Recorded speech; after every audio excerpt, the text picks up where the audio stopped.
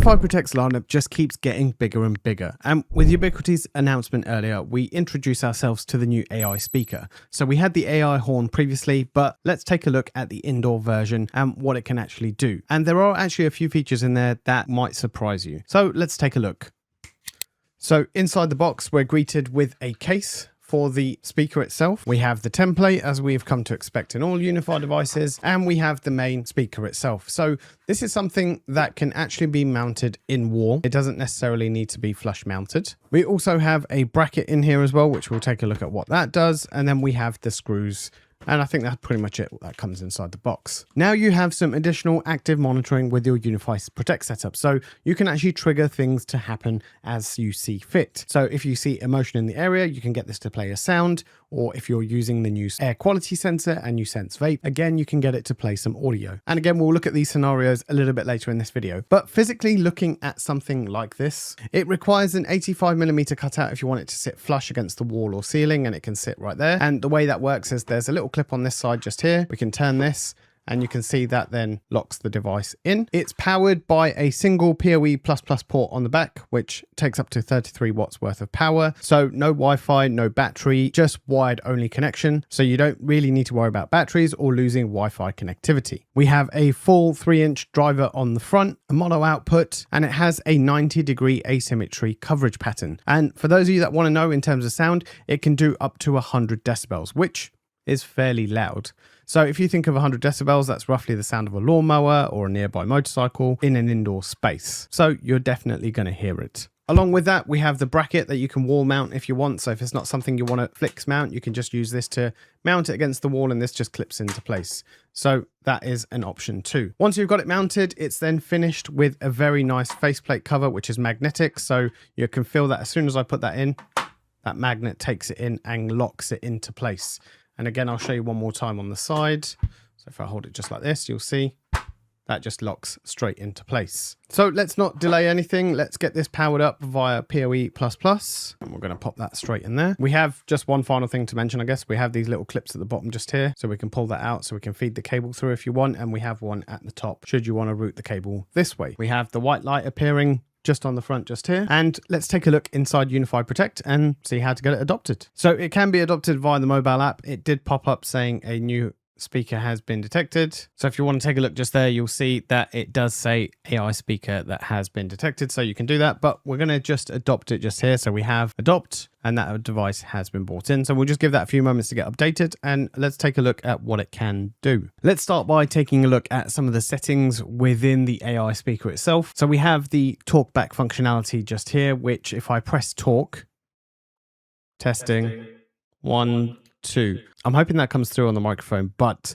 that was pretty instant. I'm talking from my computer here. I can do it from my mobile app as well. Now that is actually pretty quick in terms of how well it responds to someone talking. So I'm talking into this microphone and it's literally maybe a split second before I'm hearing it straight on here. So that's going straight through the network all the way through and then coming out of here, which is quite quick and really good. I know a lot of you are going to be asking, I wish we could do this from a telephone, maybe something hopefully that will come in the future. I'm not sure if paging is on the roadmap, but I'm hoping it definitely is because it would be useful for something like this. And then if we go into the settings, we don't have too much in here really. We have the name, we can test the speaker.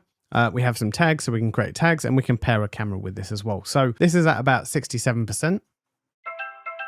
And that's pretty loud. I mean, I'm not in the biggest room, but it's pretty loud with 67%. I can imagine if I go louder and louder, it will get to 100 decibels basically. So the main functionality of this is pretty much going to be creating alarms in Alarm Manager. And here's one I've actually created earlier. So I've done a door status. So you can see behind me just here, I have my alarm rig that I set up a little while ago, and I've set up the door contact.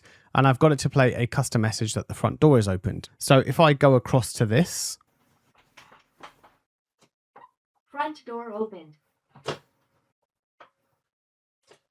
Front door opened. I'm hoping you could hear that, but as soon as I open the door, this triggers a sound. So it is, again, pretty instant in terms of where this triggers. You don't have to wait a few seconds for it to delay, or you're not waiting for something to come through. It's pretty instant. Another thing is the extreme values. So this is using UniFi's new device that they've announced, which is the air quality sensor, which is this right here. So this is pretty much choosing extreme values. You can choose either above or below safe zone. You can choose the air quality, and then again, you can choose what gets played. It can be a custom message. It can be an audio file that you've uploaded. It can be a greeting of some sort.